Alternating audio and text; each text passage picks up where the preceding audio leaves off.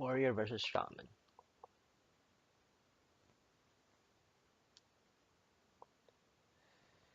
So here are my choices, and I decided that Inner Rage wasn't necessary, but I decided to keep Alex because if he is able to rush me down, I'm gonna hope that I survive until turn 9 to do Alex Raza on myself. And if I'm not down, then I can use it offensively. So here, Control Warrior does pretty much nothing, and of course, Shaman gets the totem up, and Control Warrior just armors up.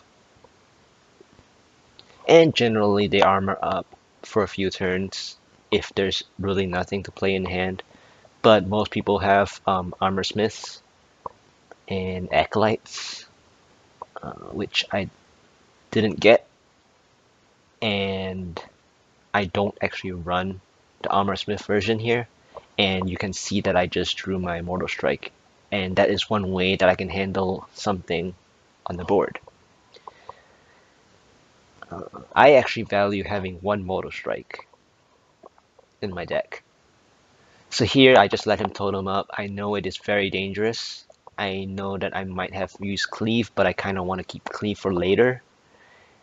And here I have nothing else to play, so I'm just going to avoid um, any Rock Biter advantage by playing Loatheb here. And he decides to play Stalik. And here my Mortal Strike is it's an impressive card to have in my hand and not take that 7 damage. And here I take out the spell totem so that I wouldn't lose my Loatheb as quickly as it could be taken out, but he still has Lava Burst.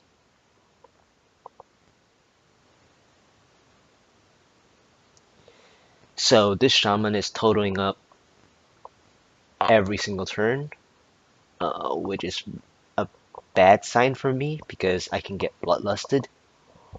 But I don't really have any plays, and I didn't want to play my Sunwalker there because I'm afraid of Hex.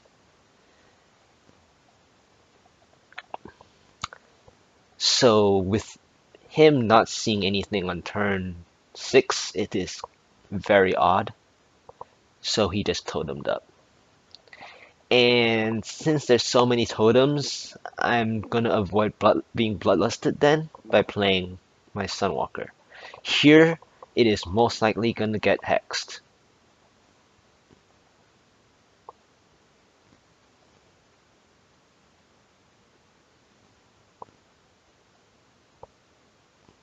And here, he either has a second hex from his top deck, or he just chose to play the top deck hex.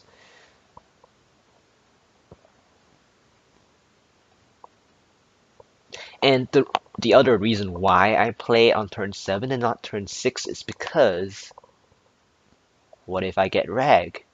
Like that. And here, I really want to put some pressure on him since he just played the Hex. And so I play that. And it's nice that Rag actually killed the Spell Totem because then at least it would get a 2-for-1. However, he has the BGH ready in hand, which was a bit unfortunate. And here comes the board pressure. And this is the point where it got really dangerous for me because I don't really have anything to play.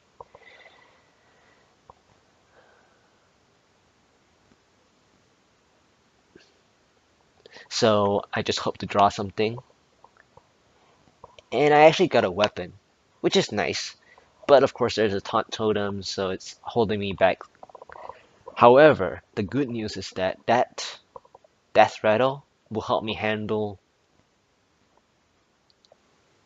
the Fire Elemental. And then he plays an Earth Elemental, which is sort of a bad news for me. But I do have Black Knight in my deck, So, and I already drew it. So here, Black Knight is a solution to that Earth Elemental since I didn't draw my BGH. And since with that taunt out of the way, I can hit the Fire Elemental, which I wanted from the previous turn. And here's a good cleave, hoping to kill any of two, really. I was hoping to kill the Big Game Hunter as well, but a Totem is actually worse because he might be able to draw more totems quicker that way. And of course I play Molten Giants in my warrior.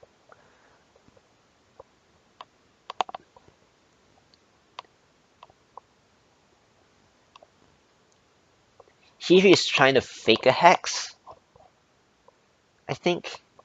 He was just using the Fire Elemental as a board presence play. And I'm sure he thinks that I shouldn't attack into the Fire Elemental. And here I just wanted to draw something, hoping to draw something, like a Shield Slam or something. But I didn't. So I sacked my Molten Giant, my first one, and played the second one. And here I decided to taunt up because I don't want him to have the Alakir combo. That's if he plays the Alakir combo, or even the Rockbiter combo. I mean, Doomhammer Rockbiter combo. He'll still have to take 8 to the face.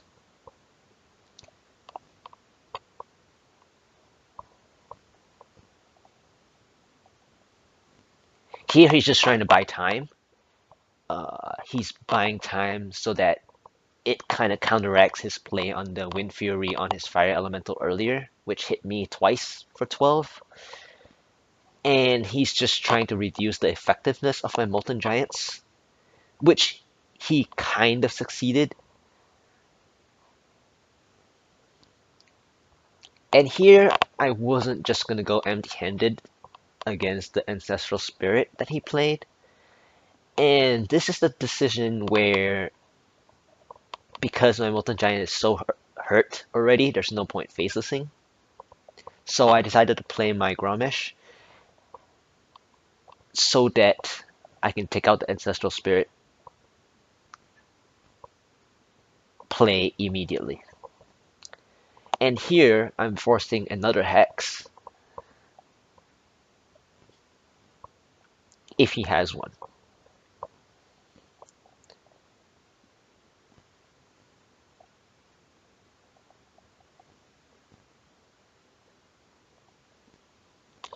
And he decides to Earthshock it in case I draw my Taskmaster. And it's good that he actually took 8 damage off my Molten Giant finally. And here there's nothing to brawl, so and my Grommash is silenced, so there's no point Faceless-ing.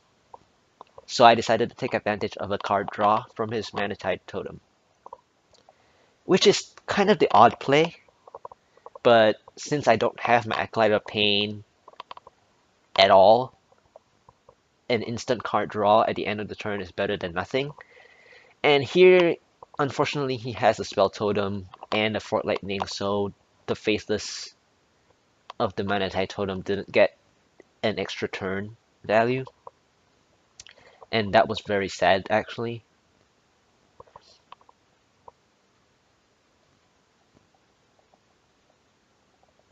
So here I'm deciding to take advantage of the board by playing my Sylvannas. Of course, I am afraid of the second Hex, but if he doesn't have the Hex for the Grommash, he was probably saving it for my Sylvannas.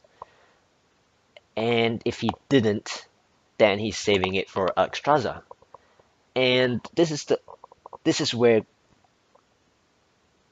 Control Warriors have a great advantage because you have more legendaries than a typical Shaman does. However, later on in the game, you'll see what he has. And yes, this is a review commentary. I am narrating it. And I'm really hoping to get something out of Sylvannas at this point. Uh, and the reason why I'm killing the totems is because I don't want him to use totems to kill my Sylvannas. I want him to use his face to kill my Sylvannas if he doesn't have a hex. And he is wondering why I'm killing the totems. So now I'm checking for the number of cards that he has, because I want to know if I can steal anything with my Sylvannas. And here it's kind of a strange play that he did with the Knife Juggler Ancestral Spirit. I think he was saving Ancestral Spirit for something else, but he's looking at my Sylvannas thinking that, oh, I'm just going to be attacking with my Sylvannas onto the board, so he wants me to attack Sylvannas into the Knife Juggler twice and steal a bad totem. Which unfortunately I didn't, and having 2 health on it is extremely nice, because the 1/1 cannot do it. And finally his Feugen comes down, and this is where I can see my hand that I can definitely play something off this. And he didn't do anything on that after that Feugen with that totem, and I'm taking advantage of this 1 damage. And here is the best play, stealing the Feugen, because I previously killed Stalag in the early game, and so now he cannot even get a single Thaddeus on his side.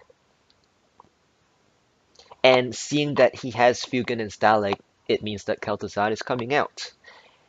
And I saved my Shield Slams for anything big.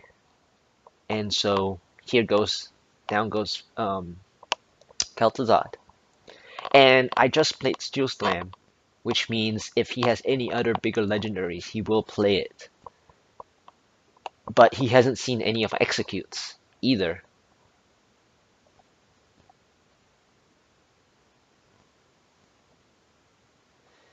So here I decided not to draw and just kill it since I have 20 armor. And I'm just gonna keep armoring up. I have Alex in my hand. If I do go down below, if I somehow miraculously lose my 20 armor, I still have my Alex. And I already brought him down to the point where Alex is completely useless offensively. So here, not seeing his second hex, if he did play a second hex, or I miscounted, my Karn is fine because I will have Alex safe and sound. And I don't have my Grommash already, so the second Inner Rage, or my second Inner Rage, I believe it was, would be bad. And here he decides to just grab Karn, which I thought it was weird because he should grab Feugen.